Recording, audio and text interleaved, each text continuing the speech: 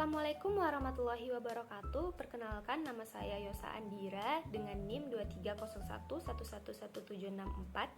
Saya adalah mahasiswa Universitas Riau, Fakultas Ilmu Sosial dan Ilmu Politik, Program Studi Ilmu Administrasi Publik. Saya adalah mahasiswa semester 4 di kelas B.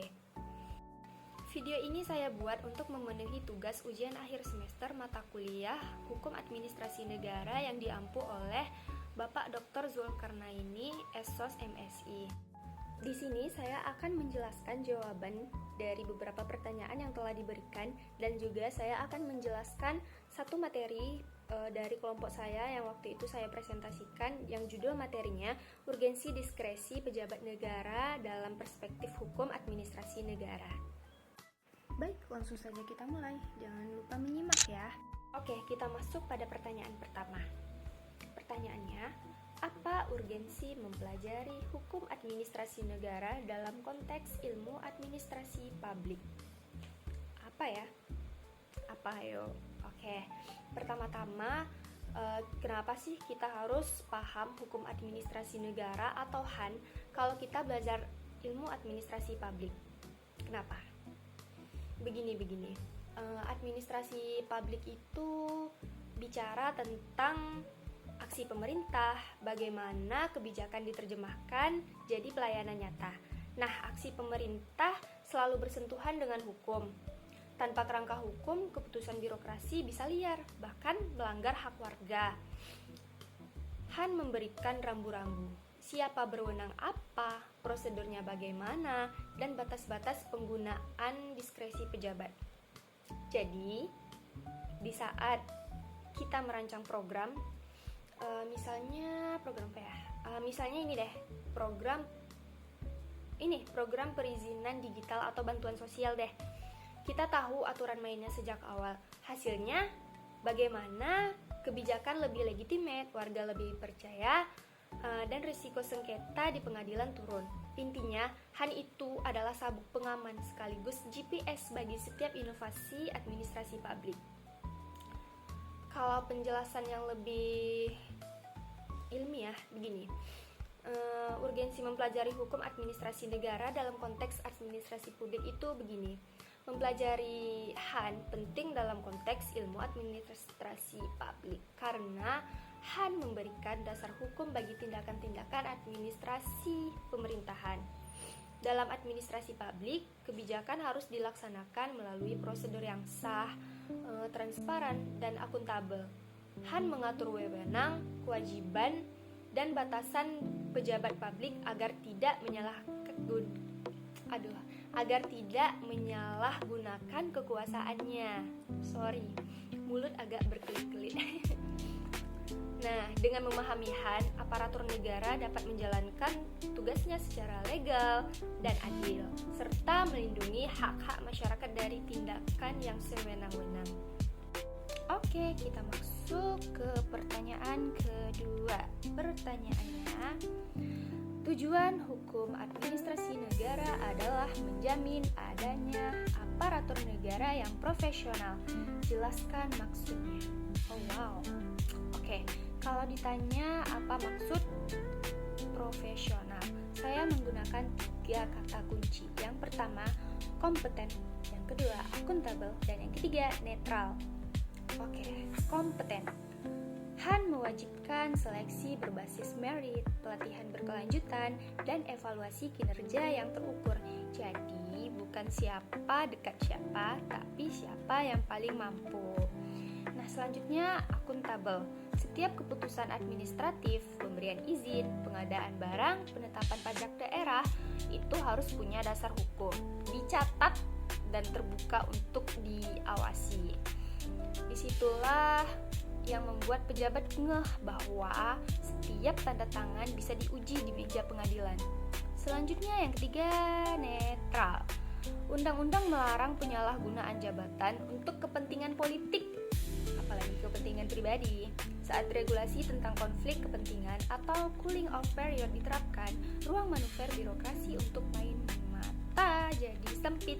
Dengan kombinasi 3 hal itu, aparatur tidak sekedar kerja, tapi berprofesi, punya standar, etika, dan kualitas yang diakui publik.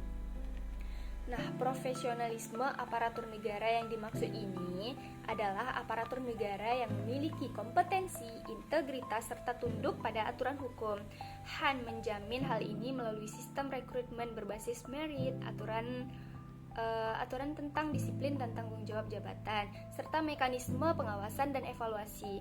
Aparatur negara tidak hanya menjalankan tugas-tugas secara efisien, tetapi juga sesuai dengan prinsip-prinsip hukum, etika, dan kepentingan publik. Dengan demikian, pelayanan kepada masyarakat menjadi lebih objektif dan bebas dari kepentingan pribadi ataupun politik. Begitu. Oke, pertanyaan ketiga. Pertanyaannya, sebagai alat tertib hukum, hukum administrasi negara merupakan alat pemerintah untuk melayani dan mengatur kepentingan masyarakat. Jelaskan maksudnya. Bagaimana Han menjadi alat pemerintah melayani sekaligus mengatur ya? Oke, saya akan menganalogikan Han ini seperti remote control yang punya dua tombol utama, yaitu tombol service dan regulation. Tombol yang pertama yaitu tombol service. Ini bisa kita ibaratkan tentang aturan tentang prosedur KTP, izin usaha, atau akses data pribadi yang memastikan pelayanan seragam, cepat, dan bisa diprediksi. Warga tahu antri di loket mana, berapa biaya resminya, kapan selesai, semua terang di regulasi. Selanjutnya, tombol regulation. Pemerintah juga harus menjaga ketertiban. Contohnya, menetapkan ambang batas emisi pabrik atau standar bangunan tahan gempa. Han memberi dasar menerbitkan izin, sanksi, sampai pencabutan izin demi kepentingan umum. Karena tertulis jelas, hukum administrasi itu mencegah pemerintah semaunya dan melindungi warga dari kebijakan yang sewenang-wenang. Jadi, fungsi melayani dan mengatur berjalan seimbang. Masyarakat terlayani, kepentingan publik tetap terlindungi. Han ini menjadi instrumen penting bagi pemerintah dalam dua fungsi utama, yaitu pelayanan publik dan pengaturan masyarakat. Dalam fungsi pelayanan,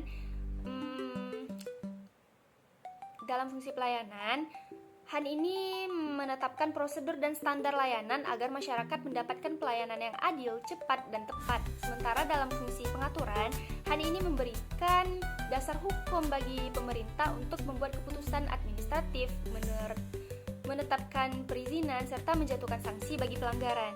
Dengan adanya Han, tindakan pemerintah menjadi sah, terkontrol, dan dapat dipertanggungjawabkan sehingga menciptakan kepastian dan ketertiban hukum di masyarakat. Gitulah penjelasannya. Nah, terakhir saya akan menjelaskan mengenai urgensi diskresi pejabat negara dalam perspektif hukum administrasi negara. Kita mulai dengan pengertian dari diskresi itu sendiri. Apa itu diskresi? Diskresi adalah kebebasan untuk memilih atau menentukan tindakan yang dianggap paling sesuai dalam situasi tertentu, yang diatur secara rinci oleh peraturan perundang-undangan. Diskresi ini biasanya diakui dalam konteks peraturan yang memberikan mandat kepada pejabat untuk menilai situasi dan mengambil tindakan yang relevan seperti undang-undang atau peraturan pemerintahan. Nah, berdasarkan pasal 22 ayat 2 Undang-Undang Nomor 30 Tahun 2014, diskresi ini bertujuan untuk melancarkan penyelenggaraan pemerintahan, mengisi kekosongan hukum, memberikan kepastian hukum, dan mengatasi stagnasi pemerintahan dalam keadaan tertentu guna kemanfaatan dan kepentingan umum. Nah, apa sih tadi urgensi diskresi bagi pejabat negara dan penerapannya? Yang pertama, untuk mengatasi kekosongan hukum. Ketika peraturan perundang-undangan tidak mengatur, tidak lengkap, atau tidak jelas, diskresi memungkinkan pejabat negara untuk mengambil keputusan yang tepat dan efektif untuk situasi yang mendesak. Selanjutnya, menghindari stagnasi pemerintahan. Dalam keadaan darurat, bencana, atau situasi mendesak, diskresi ini dapat mencegah stagnasi pemerintahan dengan memungkinkan pejabat negara untuk bertindak cepat dan tepat untuk merespon keadaan tersebut. Selanjutnya, untuk menyesuaikan kebijakan dengan kondisi lokal, yaitu diskresi ini memungkinkan pejabat negara untuk menyesuaikan kebijakan dengan kondisi lokal dan kebutuhan masyarakat yang mungkin tidak terakomodasi dalam peraturan perundang-undangan secara nasional. Nah, yang keempat, meningkatkan efisiensi dan efektivitas pemerintahan. Diskresi ini dapat meningkatkan efisiensi dan efektivitas pemerintahan dengan memberikan fleksibilitas kepada pejabat negara untuk mengambil keputusan yang tepat dan cepat dalam situasi yang kompleks dan dinamis. Nah, contoh penerapan dari diskresi ini bisa pada proses penanggulangan bencana.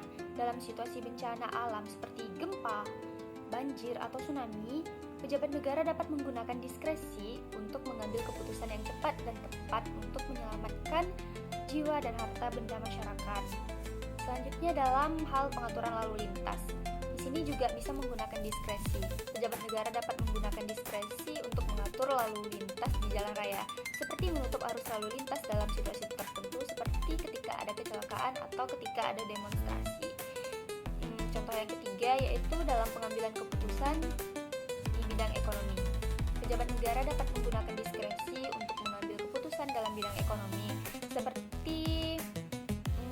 memberikan insentif kepada industri tertentu atau menetapkan harga dasar komoditas tertentu dalam situasi tertentu seperti krisis ekonomi atau ketika inflasi. Tapi diskresi juga ada batasannya loh. Penggunaan diskresi ini pada dasarnya telah diatur secara tegas dalam Undang-Undang Administrasi Pemerintahan. Dalam pasal 24 dijelaskan bahwa penggunaan diskresi pada dasarnya harus memenuhi beberapa syarat diantaranya. Yang pertama, sesuai dengan tujuan diskresi, yaitu untuk melancarkan penyelenggaraan pemerintahan, mengisi kekosongan hukum, memberikan kepastian hukum, dan mengatasi stagnasi pemerintahan. Yang kedua, tidak bertentangan dengan ketentuan peraturan perundang-undangan. Yang ketiga, sesuai dengan asas-asas umum pemerintahan yang baik. Yang keempat, berdasarkan alasan-alasan yang objektif. Yang kelima, tidak menimbulkan konflik kepentingan. Dan yang terakhir, itu harus dilakukan dengan itikat baik. Jadi, diskresi ini merupakan kewenangan penting yang dimiliki pejabat negara untuk mengambil keputusan dalam kondisi tertentu yang tidak secara rinci diatur oleh peraturan perundang-undangan. Dalam konteks hukum administrasi negara, diskresi memiliki urgensi yang tinggi karena memungkinkan pejabat untuk bertindak lebih cepat dan tepat dalam situasi mendesak, seperti ketika terjadi kekosongan hukum, keadaan darurat, atau kebutuhan lokal yang tidak terakomodasi oleh kebijakan nasional. Melalui diskresi, pemerintah dapat terhindar dari stagnasi, serta meningkatkan efisiensi dan efektivitas dalam pelayanan publik. Meskipun demikian, penggunaan diskresi ini tidak boleh bertentangan dengan hukum ya, karena tidak boleh bertentangan dengan hukum serta harus mematuhi asas-asas umum pemerintahan yang baik agar tetap berada pada koridor hukum dan tidak disalahgunakan. Terima kasih. Terima kasih. Sekian yang dapat saya jelaskan. Mohon maaf atas segala kekurangan dan kesalahan yang terjadi. Karena kita hanya manusia biasa. Tapi jangan lupa untuk terus belajar. Wassalamualaikum warahmatullahi wabarakatuh.